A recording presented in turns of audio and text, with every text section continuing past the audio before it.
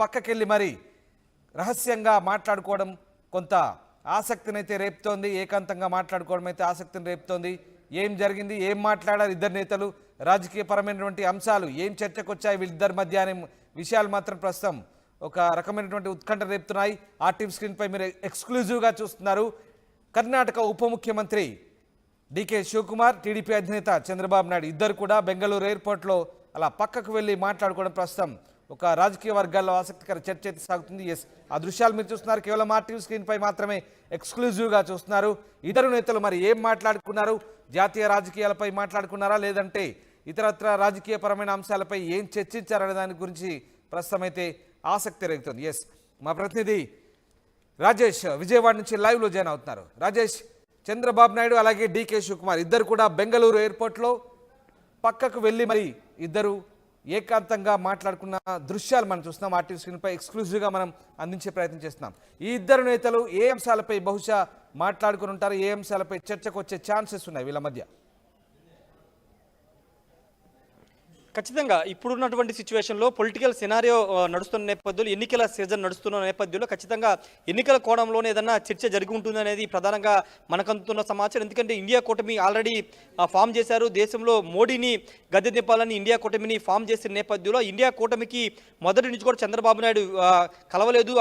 India కూటమి ఎక్కడ కూడా మద్దతు తెలియదు. కానీ ఈరోజు కుప్పం పర్యటన సందర్భంగా బెంగళూరు ఎయిర్పోర్ట్లో డీకే శివకుమార్ కలవడం, డీకే శివకుమార్ స్వయంగా చంద్రబాబు నాయుడు చేయి పట్టుకుని పక్కకు వెళ్ళి మాట్లాడడం చూస్తే కనుక ఇండియా కూటమిలోకి చంద్రబాబు నాయుడిని ఆహ్వానించాలనే ఆలోచనలో కాంగ్రెస్ పార్టీ ఉందా అనే అనుమానాలు రేకెత్తుంది. డీకే శివకుమార్ ఒక ట్రబుల్ షూటర్గా ఉన్నారు. అటు తెలంగాణ ఎన్నికలు కానీ కర్ణాటక ఎన్నికల్లో కీలక భూమికి పోషించినటువంటి డీకే శివకుమార్ ఆంధ్రప్రదేశ్ రాజకీయాల్లో కూడా ట్రబుల్ షూటర్గా రాబోతున్నారు. ఇక్కడ కూడా కీలక బాధ్యత తీసుకోబోతున్నారనే ప్రచారం జరుగుతున్న నేపథ్యంలో ఇప్పుడు డీకే శివకుమార్ స్వయంగా చంద్రబాబు నాయుడుతో మాట్లాడడం, పక్కకు తీసుకెళ్ళి మాట్లాడడం అనేది రాజకీయంగా పెద్ద చర్చకు దారితీస్తుందని చెప్పాలి. ఎందుకంటే ఆంధ్రప్రదేశ్కు సంబంధించి ఇప్పటికే ఇక్కడ ఉన్నటువంటి పార్టీ నాయకులు కానీ, ఏపీ పిసిసి అధ్యక్షుడు గిడుగు రుద్రరాజు కానీ వీళ్ళు పదే చెప్తున్న మాట ఏంటంటే వైసీపీని గద్దె దింపాలంటే అన్ని పార్టీలు ఏకమవ్వాలని చెప్తున్నారు.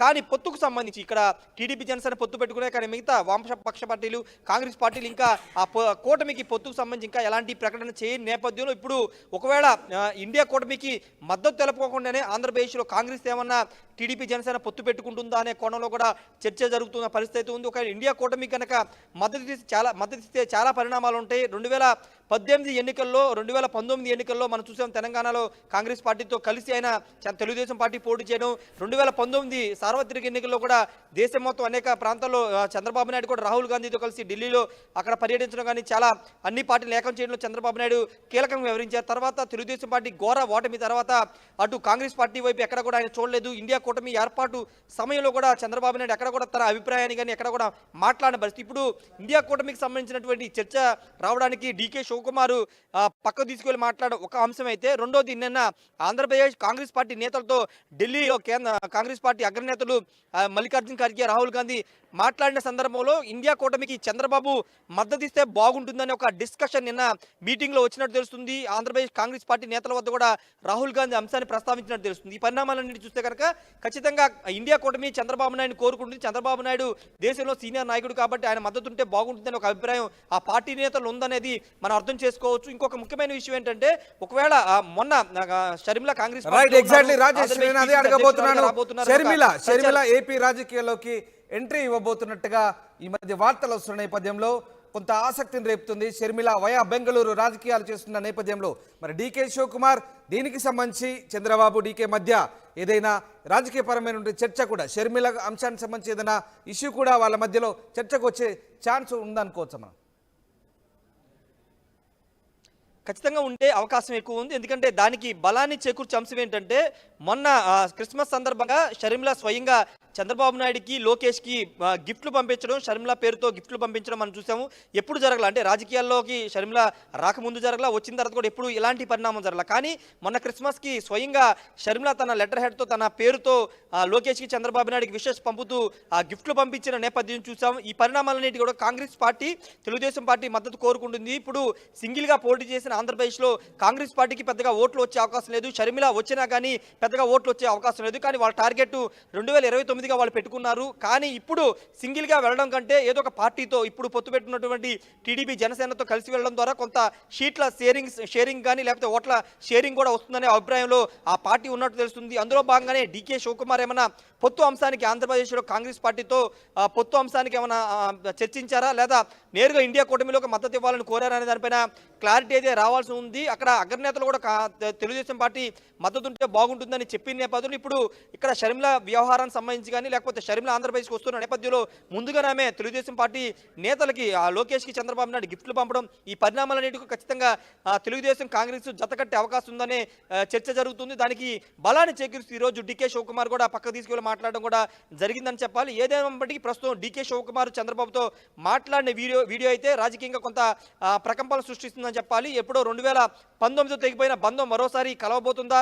సార్వత్రిక ఎన్నికల్లో మరోసారి చంద్రబాబు నాయుడు ఇండియా కూటమి తరపున ఉంటారా లేదా అనే దానిపైన క్లారిటీ అయితే రావాల్సిన అవసరం ఉంది. ప్రస్తుతం మోడీకి దగ్గరయ్యే ప్రయత్నం చంద్రబాబు చేస్తున్నారు. పవన్ కళ్యాణ్ ద్వారా మోడీతో కలిసే ప్రయత్నం చేస్తున్నారనేది ప్రధానంగా బయట జరుగుతున్న ప్రచారం నేపథ్యంలో మోడీని కాదని చంద్రబాబు మరోసారి కాంగ్రెస్ వైపు వెళ్తారా అనేది కూడా ఇక్కడ చర్చించాల్సిన విషయం అని చెప్పుకోవాలి. ఎందుకంటే మోడీ కొంచెం వేవ్ నడుస్తుంది. 2024 కూడా మూడోసారి మోడీ వస్తారనే ఒక ప్రచార నేపథ్యంలో ఆంధ్రప్రదేశ్లో ఒకవేళ బీజేపీ టీడీపీ జనసేన కలిసి వెళ్ళాలని ఆలోచన ఉన్న నేపథ్యంలో ఎంతవరకు ఇండియా కూటమికి ఆయన మద్దతు ఇస్తారు, ఎంతవరకు ఆంధ్రప్రదేశ్లో కాంగ్రెస్తో పొత్తు పెట్టుకుంటారనేది చూడాల్సిన అవసరం ఉంది. ఇక్కడ కాంగ్రెస్తో పొత్తు తెలుగుదేశం జనసేనకి పెద్దగా లాభించకపోయినప్పటికీ కానీ కాంగ్రెస్కి టీడీపీ జనసేన పొత్తు అనేది లాభిస్తుందనేది ఆ పార్టీ వ్యూహంగా కనబడుతుంది. కాబట్టి ఆ కోణంలో ఆ పొత్తుకు దగ్గర అయితే కనుక ఒకవేళ ఆ కోణంలో రాజకీయంగా కొంత పూర్తిగా ఎన్నికల్లో కొంత మెజార్టీ సాధించే అవకాశం ఉంటుందనే కోణంలోనే డీకే శివకుమార్ కలిసి ఉంటారనేది మనకు అందుతున్న సమాచారం. ఏదేమైనప్పటికీ ఒకవేళ ఈ చర్చ కనుక ఇండియా కూటమికి కానీ లేకపోతే ఆంధ్రప్రదేశ్ రాజకీయాలకు సంబంధం అయితే కనుక ఖచ్చితంగా